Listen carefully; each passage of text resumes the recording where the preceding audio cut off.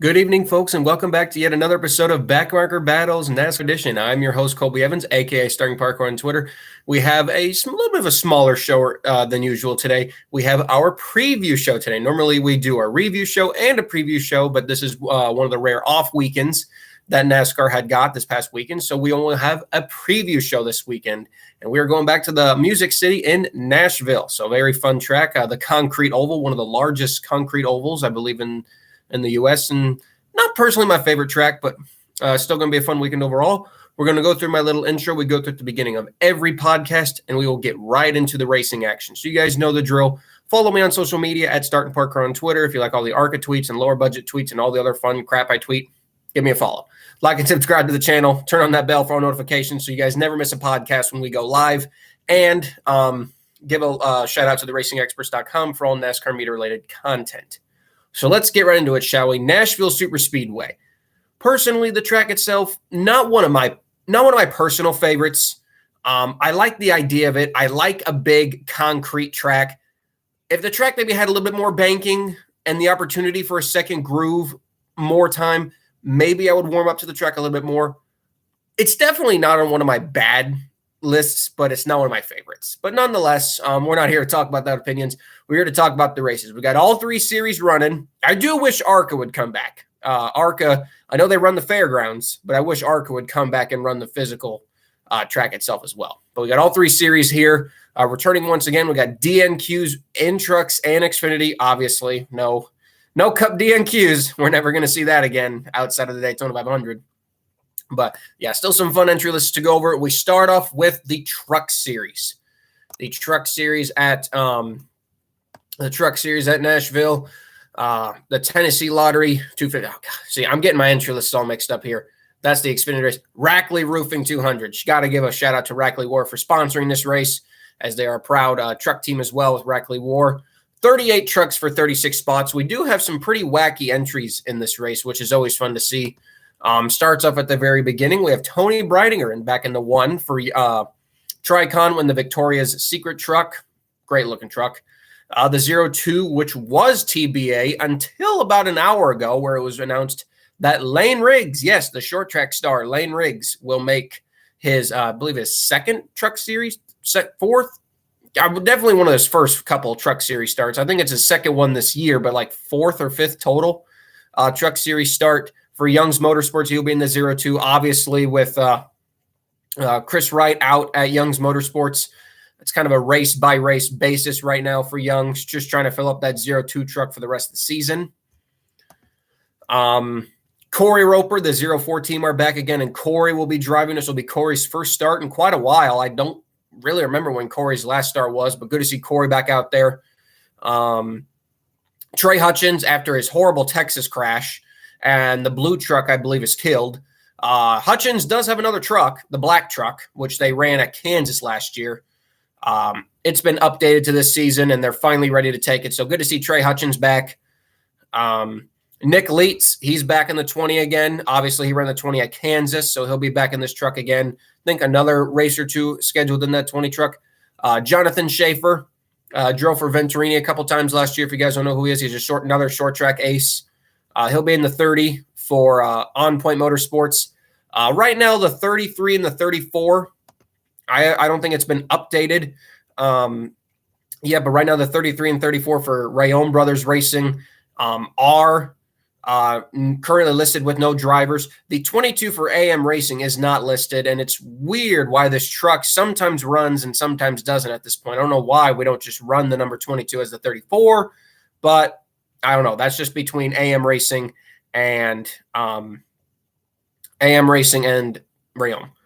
Oh, Chase James will be in the 33 according to the NASCAR. Okay, I guess they just haven't updated the entry list. Thank you, Daniel, in the chat. So Chase James, if you guys remember him, he had a rough go at this race last year with G2G. Made one lap before the truck broke again. Yes, the 34 is still TBA, and honestly, it wouldn't shock me if the 34 withdraws. With 38 trucks in the field, I would say that truck's likely to go home. We got Bailey Curry back in the 41 again. Awesome to see Bailey. We know he works full-time for Nice now, so anytime he gets to also drive the truck, it's awesome. Gotta love it. Memphis Valario, sorry if I butchered his last name. He's in the 46 again. He did an amazing job at Martinsville in that truck. He only finished 24th, but actually with how competitive he was on track for his very first start was shocking to a lot of people, including me. So I'm actually quite curious if he can make the show, how good he can actually be this weekend. Jack Wood's back in the 51. Jimmy Hill's in the 56 again, of course. Jake Drew. This one makes me so happy.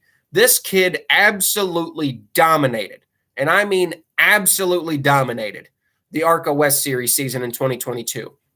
Won the championship, and unfortunately with Sunrise Ford Racing folding all operations, it really left him without a ride for this year. ARCA West, it was pretty much all full. You know, Jake didn't really bring any sponsorship behind him, which was kind of how which is why I respected Sunrise Ford so much. They would give guys, even without sponsor dollars, a chance to drive. But yeah, Jake didn't necessarily bring many sponsor dollars. So even though, he dominated all those races, he won all of them and then won the championship, doesn't necessarily guarantee that you're going to move up through the ranks.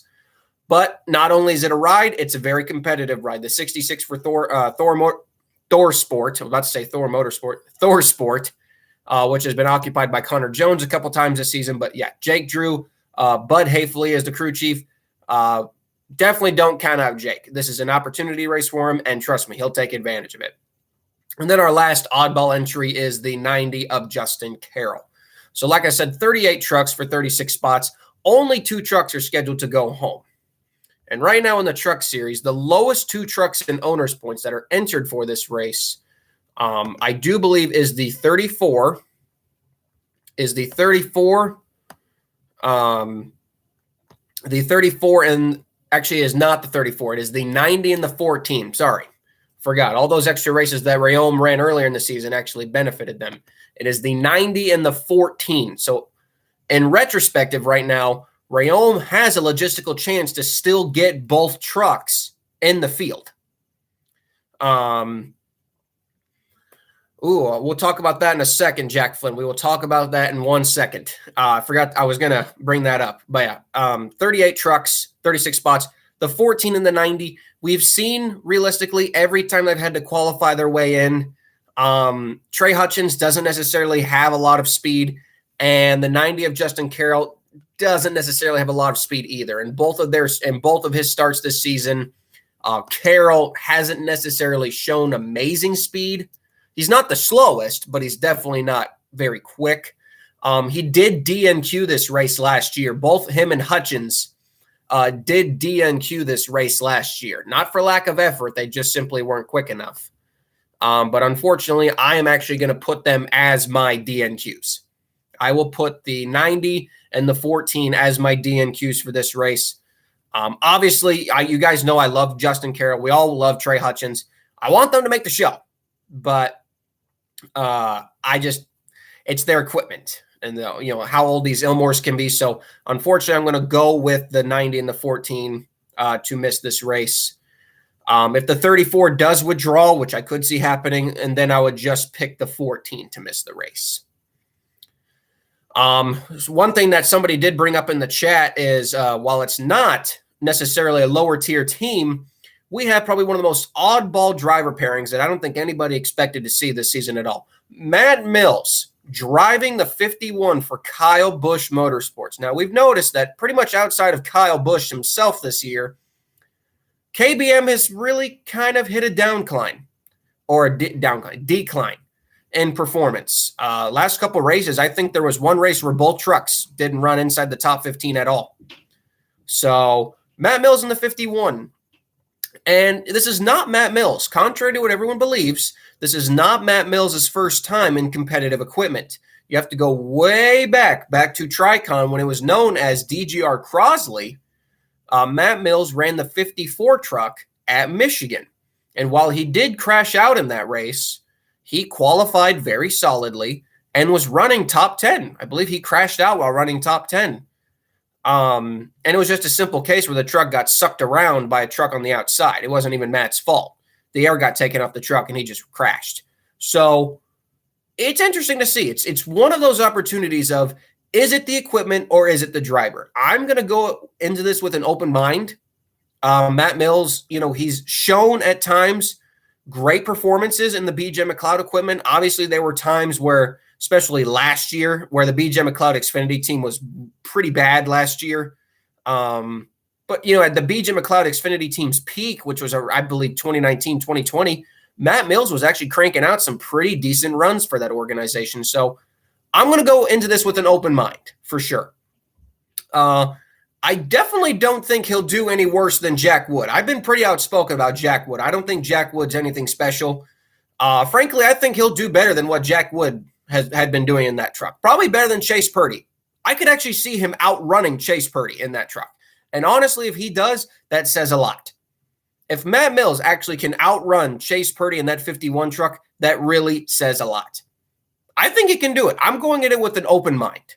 I'm not going to bury it because, trust me, this guy, Matt Mills, is not – you can almost say he's a seasoned veteran at this point. I know that's weird saying that, but Matt Mills has been in NASCAR since 2017. I know 2017 doesn't feel that long ago, but you think of how many races he's done a year. Matt Mills, you could almost say, is a seasoned veteran at this point. He's been around so long in the Xfinity Series. Like, we forget these lower-tier guys who have been around for so long, but just in lower series and for lower-tier teams, you forget just how much experience they really have. And I do believe that Matt Mills was held back by equipment last year in the BJ McLeod team. And like I said, I'm going to go into it with an open mind, 100%. So I'm happy for Matt Mills. I'm excited to see what he can do. But yes, if you would have told me at the beginning of the season that Matt Mills was going to drive for Kyle Busch Motorsports, I would have laughed. But hey, I want to see what he can do. He can't be any worse than Jack Wood. It's kind of sad to see how far KBM's fallen. And I think that's all thanks to Jack Wood. Not a big Jack Wood fan here. Not really. But yeah, going back to the DNQs, of course, the 90 and the 14 are my DNQ picks. Obviously, I hope they can make the show. We'll have to see who Rayom puts in that 34, or if he just withdraws the truck, period, which would take us down to 37. We'll just see in the next couple days. But I could see Rayom bringing both trucks anyway, because if the 33 has a driver and the 34 is TB, I could see 34 being Josh himself, just trying to get the truck in the show, and they could potentially get there. The 95 would necessarily withdraw. But yeah, the truck was badly damaged from Gateway, so GK Racing won't be back for a little while. Yeah, like Daniel said in the chat right here for Matt Mills, he's got 141 NASCAR starts. That's a seasoned veteran right there. That's not just, a rookie. That's not a guy who sorry. That's not a guy who has been around for only a year or two. Matt Mills has been around for a long time. So you really can't say that he's, has no experience. What is he doing? He's got plenty of experience. He's ran in the Cup Series. He's ran in the Xfinity Series. He's ran in the Truck Series. So, like I said, for anyone who's second-guessing it, I would say more like just go into it with an open mind. If you guys could do that. Go into it with an open mind, and I would just have some decent expectations. I wouldn't say anything too flashy, though, but I would definitely say he can't do any worse than Jack Wood. That's what I'll keep saying. Sorry, I've had a cough all day, guys. But yeah, so that's the Truck Series at Nashville. Should be a fun race overall. Last year's race was pretty good. I do hope I will say this to the winner of the Truck Series race. Could you please do the same thing that Ryan Preece did last year and just not even do the finish line interview? Because if you guys remember last year, Ryan Preece just went straight to victory lane, and they were forced to do the interview in victory lane where it should be. So to the Truck Series winner, if you watch this video, please do that again. We need more drivers to just say, screw the finish line interview. I'm going to do this in victory lane where it belongs. So, yeah, that's the Truck Series. Obviously, teams, though, in general, who need a good run this weekend, full-time teams. The 46, you could still consider them full-time. They did have to skip a couple races, not because they wanted to. They just had to because of equipment differences. They're 37th, the 12, and the 20. Having all three Young's Motorsports trucks outside the top 30, it's sad to see. We know the team is better than this. it's just been a tough year for them. Obviously, from some other teams like the 45 of Nice, that's the weaker team of Nice. They need to pick it up. Hopefully, the 56 trucks, our guys can hop back into the top 25. Yeah, just and some other teams that also need some good runs. Obviously, like I said, the top 20 bonus, we're getting closer to that point now where we're going to have to start talking about this top 20 bonus where, the end of the truck series, the top 20 teams get a little bit of a purse money extra bonus. And right now that is occupied. The 20th place is occupied by the 24 GMS truck. So we transition from there to the Xfinity race. Now, I think anyone can pretty much say without a doubt that the Xfinity race has been the best race at Nashville since its return. All two Xfinity races have been better than the two truck races and the two cup races, for sure. So yeah, the Tennessee Lottery 250, great to see that sponsorship continuing again.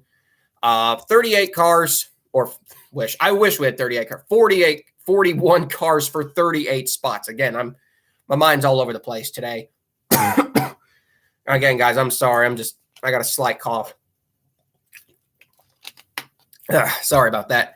41 cars for 38 spots. We do have some oddball entries, but kind of the same as usual. Mason Massey's in the 08. Obviously, his split with Rayoma at the beginning of the season, which came as a shocker. I mean, Josh Rim will tell you, he did not expect the parting ways with Mason Massey, but he'll be driving the 08 for SS Greenlight. Of course, Greg Galding and that team have parted ways, so we're kind of getting race-by-race deals with the 08 right now. AJ Allmendinger is back in the 10 again, one of the rare Xfinity Oval appearances you will see out of AJ this season. Ty Gibbs is back in the 19 again. Excuse me there.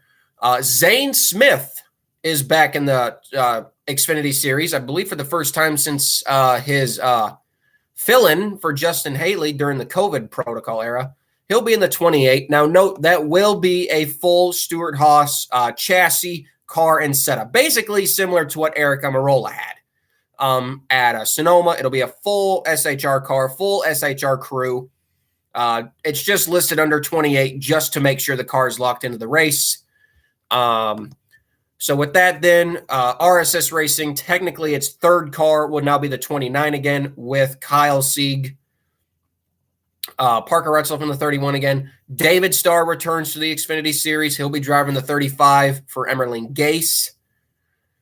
Ryan Ellis is back in the 43 after a couple races gone. Sage Karam is back in the 44. And although Jeffrey Earnhardt was supposed to be full-time, we say this every week, although Jeffrey Earnhardt was supposed to be full-time in the 44, smart by him to put them in the 45. That car's locked in. So I could easily see Jeffrey in the 45 for the rest of the year at this point. It's not a big deal for the sponsors as long as they get their sponsorship and their commitments. A number change ain't a big deal. I just find it funny how Jeffrey's getting a 44 diecast and now he's running the 45. It kind of makes that diecast kind of useless. But yeah, CJ McLaughlin's back in the 53 again. Chad Fincham's back in the 66 again. Dawson Cram in the 74 team. They return after a 2-week absence, which I said was very smart for them because more than likely they would have DNQ'd both road courses, and that probably would have been like a $50,000 loss for Harmon. Carson Hocevar in the 77 is back. Again, that's the Junior Motorsports Spire combo entry. Chad Chastain, not Ross Chastain. Chad Chastain is in the 91, and that pretty much rounds out your oddball entries. 3 cars will go home. Obviously it's been a struggle for Uncle Carl this year. And, one thing I actually wanted to talk about, I don't know if you guys saw it on my Twitter, but about a couple hours ago, I was really shocked to see a fan who just kind of randomly tweeted out saying how Carl Long, who's been pretty outspoken lately, and I'm really glad that he is. Carl's dyno rig, or I believe his setup rig, pull down rig, that's the term. Carl's pull-down rig broke, so he hasn't been able to set up his cars. And I've really wondered that because, since he doesn't really have an eye of how to get the car ready, they go into these races and, I've been hearing loose. That's why they missed Charlotte. Car was way too loose. He went to the corner, it wouldn't stick. and it's just he's been having trouble with his pull-down rig, and only 20 minutes of practice, you can't do anything with that. And it really shocked me to hear people like Pete Pistone and Dave Moody say that that's a good thing. How the heck can you say that? And then they're like, oh, yeah, okay, well, fine. We'll go back to 50-minute practice sessions because, as you know, Nashville is having a 50-minute practice session this weekend for both Cup and Xfinity, not Truck, which, again, makes no sense. Are they doing that for Truck too? Does every series get 50 minutes? They better get 50 minutes for Truck. But, yeah, Dave Moody and Pete Pistone openly saying that, oh, the fans don't show up for practice anymore. They never did. They never did. Maybe for a couple of races back in the early 2000s, there was never sellout grandstands for practice. There might have been some decent crowds for practice, but there never were big crowds for practice. I don't understand where they're getting that narrative from. And from a guy who's been around the sport for so long, Dave Moody, how could you possibly say that less practice actually brings the field closer together? No, it doesn't. I said it so much throughout the COVID era. When we were just starting these guys right off the haulers, the field was actually farther apart. It wasn't closer together. Everyone would always say, you heard Steve Letarte say it 1,000 times, and he was wrong every time. When you have less practice, it doesn't bring the field closer together. It brings the field farther apart because the higher teams, they know what they're doing. They know what they're showing up with. They know the setup perfectly. Whereas these lower teams, they think they know the setup right, and sometimes they have the guys who can get a good setup on it, but they pretty much show up with what they got, and they got to adjust on the car throughout the race. We saw that many times. We saw that many, many times. And yes, it is kind of funny. The teams were the ones who advocated for less practice. And I'm curious, though, how many people that actually was. Was it the top-tier teams, or did you actually have these lower-tier guys actually advocate for that? Because realistically, you could say it right now, with the way we do practice and qualifying, there is no need for a garage area anymore. I mean, literally, when I go to Kansas, all the garage area is used for is storage. That's it. They don't have the teams, getting the cars in practice, sending them out, coming back in, sending them out, coming back in. Like, what are we doing here? The garage area at this point is basically a glorified storage area for for all the teams. But I'm curious just how many teams actually advocated for this. But for people in NASCAR to openly say that less practice is better for the sport, I will have no idea. You guys have been around this sport longer than I've been alive, and you have the balls to say that less practice is actually better for the sport? We have a car that is in year 2 of production and driving, and we're giving these teams 20 minutes every damn week. Come on. Come on. I mean, you're telling me 20 minutes for road courses? That's like 3 laps, 4 laps at most at Road America. I mean, these guys are screwed if you miss the setup. What are we doing here? So, I don't know. That just really made me upset. And I love how, shout out to Ryan Vargas, who chimed in and basically finally put those guys in their place saying, no, less practice hurts us. Point blank. So, yeah, that was that. DNQs for this race, man, it hurts me to say it. Like I said, you guys know I'm an MBM fan at heart. I love Carl Long, but it pains my heart to see this team struggling so bad. And unfortunately, I have to put them on the DNQ list. I don't think they're going to be the slowest. They will beat their cars like they usually do, but I just don't see them beating 8. I don't see them beating 8 cars, maybe 5, maybe 6. But I just don't see them beating 8 cars. No sponsorship on the car. I think Chad's going to drive unsponsored again. And they'll probably miss the race by like a 10th, like they usually do. It's no disrespect to Carl. He knows I love him. I love Carl Carl's like my second family. But it sucks. I'm not going to go with the 74. I think the 74 and those guys, Dawson, they've really hit a good relationship there. You got a great qualifier in Dawson Cram. Ryan Bell's really hitting his mark as a crew chief and setup guy. I think they'll make the show, actually. I think the 74 will make the show. My other 2 cars, I'm going to take the 4 of Garrett Smithley and the 35 of David Starr. So the 66, 4 and 35 will be my DNQs, but I could see the 66 jumping in. I also look at where both MBM cars qualified last year. Obviously, Natalie Decker in the 66 is kind of, you can't look at that one. But even J.J. Yaley. J.J. Yaley was 33rd. Hard to believe. Yaley was 4th in practice, but qualified 33rd. But we'll see where MBM is. But right now, unfortunately, I kind of have to put them on the list. I hope I'm wrong. I hope they make the show. But I see the 53 going home. Fast Track Racing. The 74 team used our pull-down rig today, and they looked promising. That's what I mean. The 74 has been working with Fast Track Racing the last couple races. So, then that's why they ran. I want to believe that's how they ran so good at Charlotte. And that's very smart by Mike Harmon. Say what you want. Mike Harmon, he knows what he's doing. Trust me, he knows what he's doing. So, but unfortunately, I have to go with the 53. I do have to go with the 66, and I'm going to go with the 4. And it's not due to Garrett Smithley. It's just that car is so low in points. Sometimes Johnny Davis cars had to rely on provisionals to make the race, but with that car so low in points, it's hard for me to say to make the show. And I want them to, because I got a lot of friends who work for JD Motorsports, but it's not out of their hard work. I just don't see that car being enough to make the show. And even though teams like the 07, who are very low in points, they've got Stefan in that car. Stefan Parsons, he'll make the show no matter what. He's an amazing qualifier. So SS Greenlight Racing really hit the home run right there. But what I'm really worried about for this race is the 53. And I was really worried about this for Emerling Gase, is that with how many races CJ still has left to run, if that 53 keeps missing races or having poor finishes in general, like Patrick Emerling really saved that car the last couple of races, getting some pretty decent runs.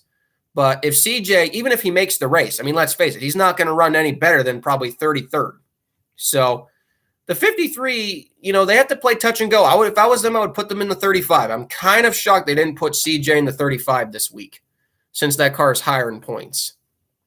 But yes, I feel bad for JD Motorsports too. Again, it's just been a lot of bad breaks. Losing Bailey was tough for them too.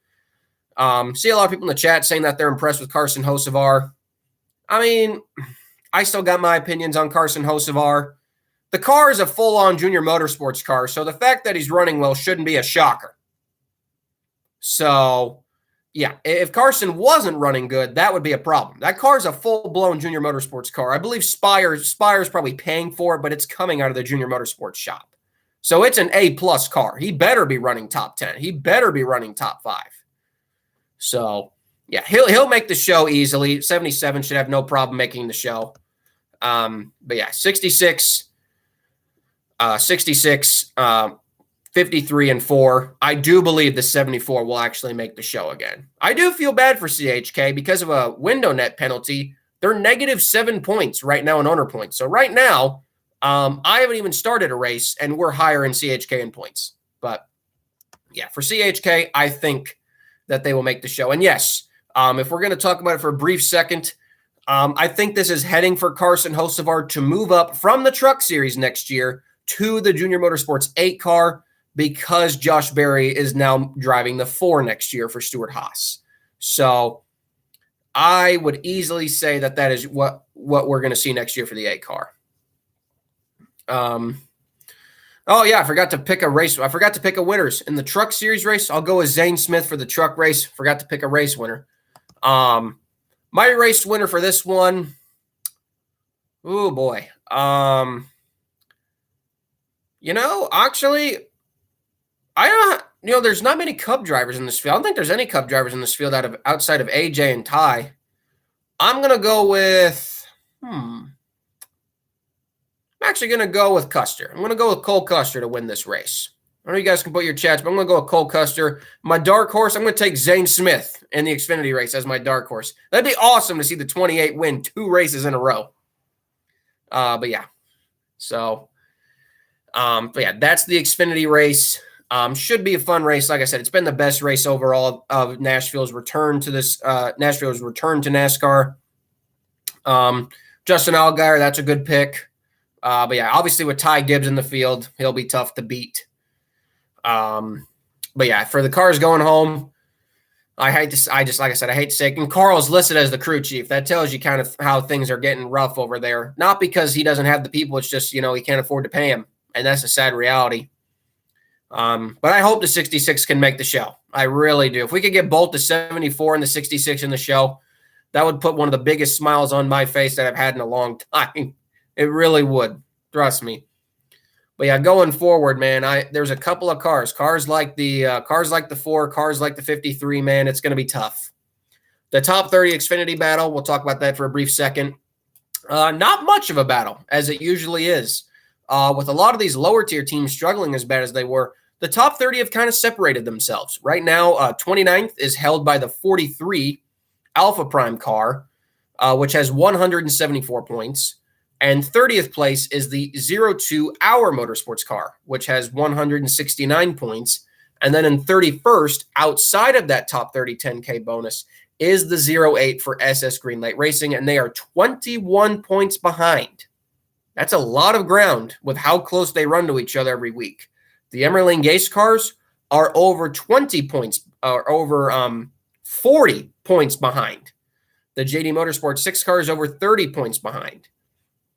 So realistically, at this point, you could almost say that the top 30 10K bonus cars are kind of locked in, because I don't expect the 08, the 6, the Emerling Gase cars, the 44, the 4, the 07 to make that up.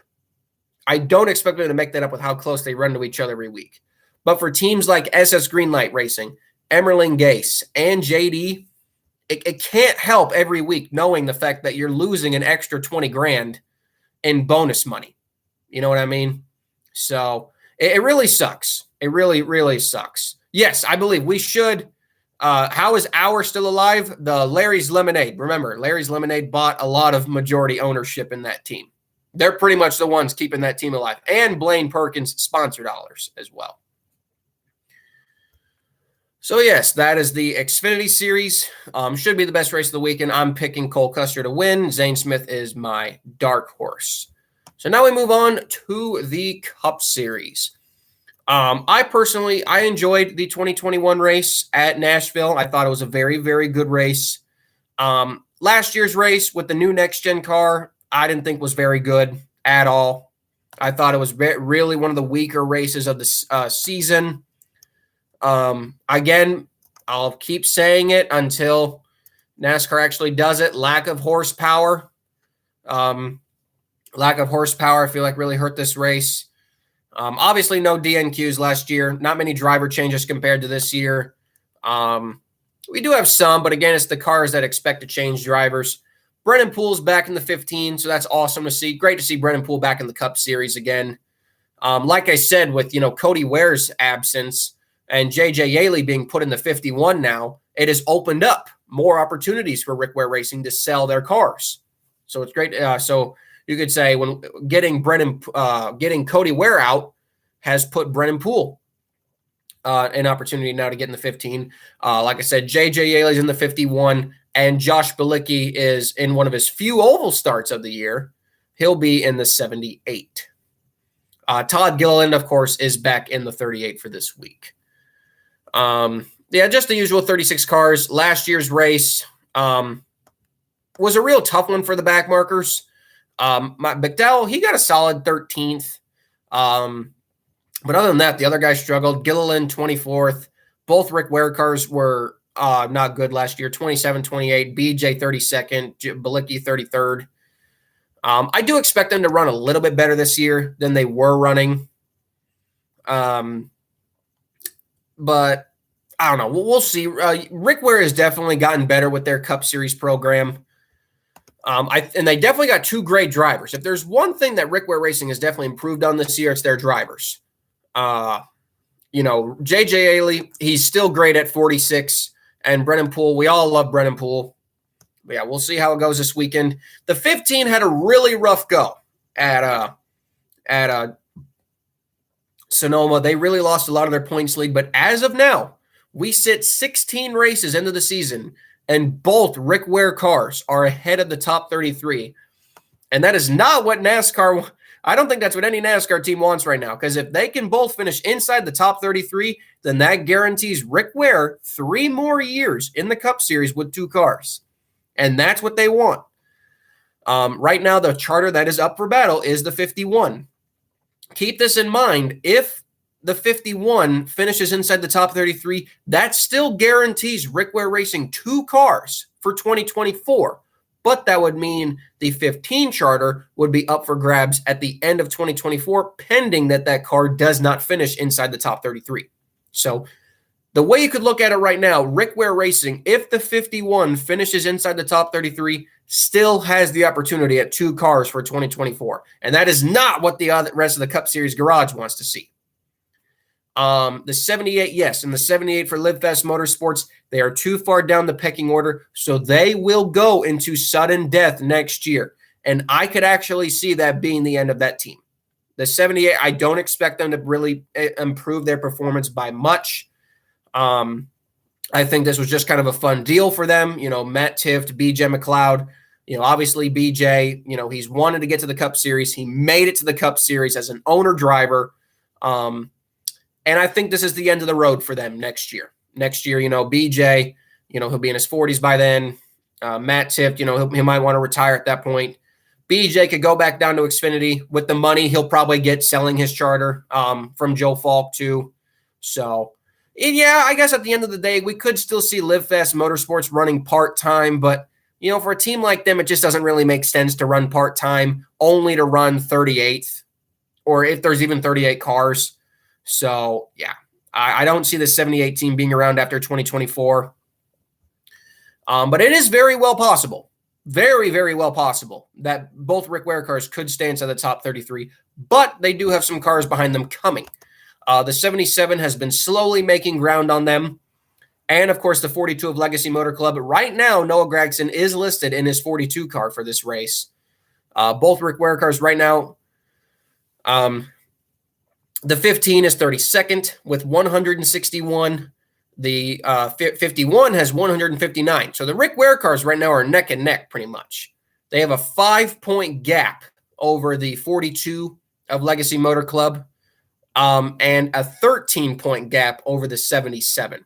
But this is one of the oval races where I could actually see the 77 struggling and both Rick Ware cars actually running better than him, because they have 2 great drivers in those cars. And I could easily see them outrunning the 77. So, yeah, and it's just going to be interesting to see, will Noah Gragson continue to have his bad luck, or how will he do at Nashville? He's been great at Nashville in the Xfinity Series, but obviously this is a different kind of car. It drives completely different, not even really all there. So we'll see how it goes. But yeah, you guys know I'm a Backmarker fan, so I want Rick Ware. I want Rick Ware just to finish both cars in the top 33, just to shut up half the NASCAR fan base. If they can legitimately outrun Legacy Motor Club this year in the owner points, that would be absolutely hilarious. Absolutely hilarious. I seriously. Yes, J.J. Ailey versus Ty Dillon is the battle we all want to watch in the chat. Yes, Daniel, I agree. I'd rather watch them in the dirt tracks, though. J.J. Ailey versus Ty Dillon on the dirt, that'd be a hell of a battle. It just goes to show you, and I'll repeat it until it gets annoying. J.J. Ailey was rushed by Joe Gibbs and deserves a second chance. But yeah, boy, Legacy Motor Club having a rough year. And the 43 is not doing much better. Right now, they're 30th. Stewart-Haas Racing 14 car, due to their penalty, they're down in 31st. The 21 Wood Brothers Racing car is looking at another outside the top 25 finish. The 3 cars having a pretty tough year, but they're starting to make their way back up. The 10 of Stewart-Haas Racing, man, it's just, Stewart-Haas Racing, man, what's going on with them? Outside of Harvick, that team is garbage. And I'm sorry to say it, but it's true. The top 25 right now is being held by the 41 of Stewart-Haas Racing, but they have a 2-point gap over the 38 of Front Row Motorsports. So a chance for Todd Gilliland to get that 38 car back inside the top 25 after this race. But yeah, interesting for sure. It's going to be fun to watch. But yeah, it's just so funny. Yes, if the 15 was outside the top 30 in the chat, if the 51, if the 51 was outside the top 33 by the end of the year and it didn't look like they had a chance of climbing in, yes, I believe Rick Ware would sell it. But for now, if I'm Rick Ware, man, right now, just for now, I would keep those selling discussions in the back of my mind, but keep doing what I'm doing. Because if this team can keep doing what they're doing like this, they'll be doing just. I think they'll be fine. The races that I'm concerned about with this team are the road course. But again, everyone's going to be concerned about that Chicago road course. I will say this, though. If Rick Ware, if he's not signed by another team, get James Davison in that 15 or that 51 for Rick Ware Racing. He won the Invitational race back, I believe, in 2020 on the Chicago road course. So if he's not signed by another team, Rick Ware needs to put James Davison in that 15. Absolutely. Absolutely. Wood Brothers Racing will not dump. Would not dump Harrison Burton because he brings that money. Andy Lally and Jensen Button are already taken. Oh, I don't even know when Andy Lally was announced for the 15, but okay. But yeah, Button, he should do pretty good either way. Damn, that's a shame. Well, hey, I hope James Davis. Well, fine. If James Davison, if he doesn't get a ride, period, for that race, that's a damn shame. Where has he been too? Like, he was driving for Rick Ware all over the place. He has been absent from NASCAR for like 2 years now. So where the heck has James Davison been? 2021 is when he won that invitational race. Yeah, you can put David. He deserves that Project 91 car. Either way. But yeah, so that's the Cup Series race in Nashville. It's going to be a run-of-the-mill race. Nothing special, in my opinion. Like I said, I don't like a next gens on the track like this. If I had to give a race winner's pick, I really don't care. Cup Series hasn't really interested me all that much. I'll be honest with you. As much as I love the Cup Series, it's, in my opinion, it's been the weakest series this season in terms of great racing outside of the Coca-Cola 600.